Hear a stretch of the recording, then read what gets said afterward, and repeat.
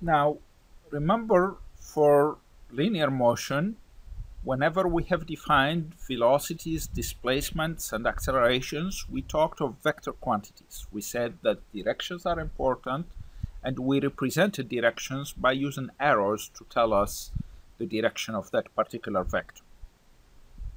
We would like to do the same thing for rotational motion. We would like to use arrows to represent theta, omega, and alpha. The question is, how should we draw these arrows?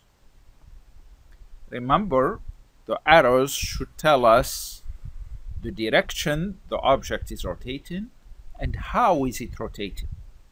How fast is it rotating? In what direction is it rotating? For example, we have these two cases.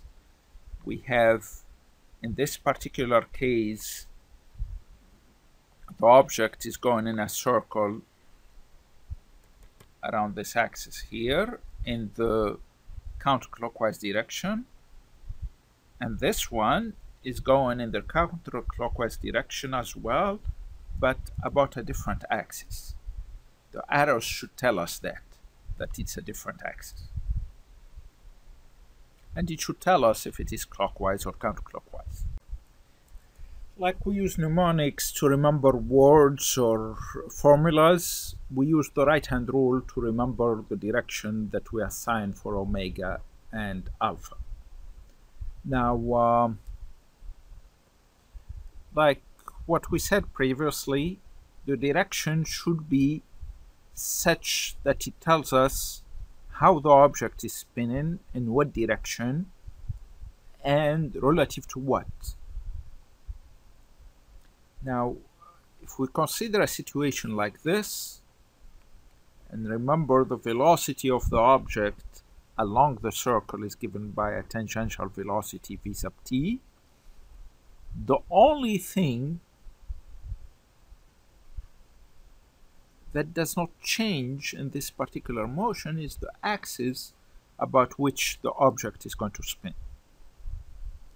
For example, these two types of motion, they look very similar, except this one is rotating about this axis while this one is rotating about this other axis. So it's going to be very important that we use that axis to designate the direction of our angular quantities. So when we use the right-hand rule, we spin our fingers in the direction of rotation of our object, and then our thumb in the right hand will point in the direction of omega. Let me explain. Let's go back to this. Now, for example, if we use the right-hand rule here, the fingers are going to be like this. This is one finger and the other finger and so on. Now the thumb is going to be like this, so the direction of omega is going to be like this. The direction of omega for this one, using the same rule, fingers, excuse my lack of inabilities of drawing fingers, fingers are like this, the thumb is in this direction, so that's the direction of our omega. Now if our V was rotating in the opposite direction, then our fingers are going to be pointing this way, so our thumb is going to point opposite to what I drew here. It's going to point the opposite way, like this. So that's what we are talking about here. Now, to get the direction of the acceleration, we rely on what we know about the relationship between velocity and acceleration. So if something is speeding up, then alpha is going to be in the same direction as omega.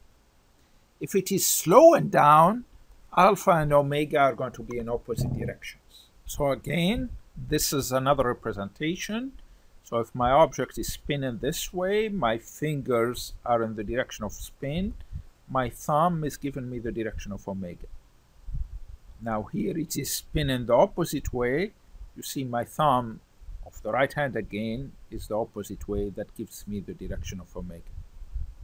Now let's see this example here. What is the direction of omega for this particular wheel? Okay, again, so our fingers are going to be like this. Remember, you are using the right hand, so it's going to be pointing, your thumb is going to point towards you out of the page. Here they say the speed of the wheel is increasing, and they are asking us of the direction of alpha. Now, omega, as we just determined, is out of the page, but since omega is increasing, alpha should be in the same direction as omega, so it's going to be again out of the page.